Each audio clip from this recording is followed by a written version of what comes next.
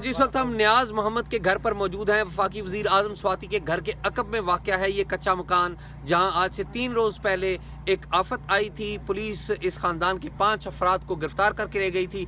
न्याज मोहम्मद अपनी वाइफ, अपनी अहलिया, बेटी और 2 बेटों के साथ जेल से रिहा होकर आ गए हैं। यहाँ पर खुशियों का समा है, लेकिन न्याज मोहम्मद से हम 2 जल्दी बातें करते हैं। न्याज मोहम्मद, आपको पुलिस गिरफ्तार करके लेके गई, रवैया कैसा था पुलिस का? पुलिस का तो बहुत अच्छा रवैया था। तो मैं तो कहता है पुलिस को तो मैं सलाम पेश करता हूँ।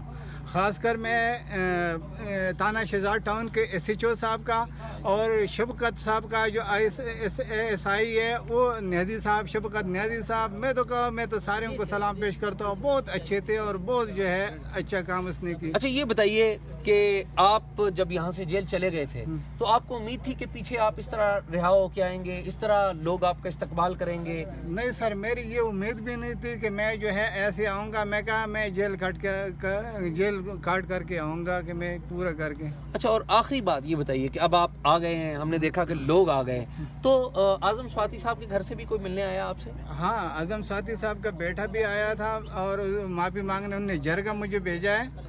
और जरगे में पिता मोहम्मद खान साहब भी था, सेनेटर पिता मोहम्मद खान साहब भी था, और ये उनके दूसरे हमारे लोग भी थे। जरगा हमारे अपने कौम के लोग थे।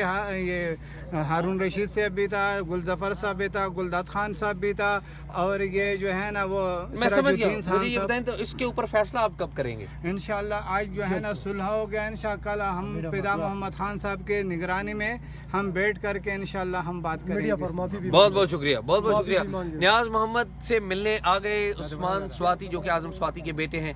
अब तक के लिए यही।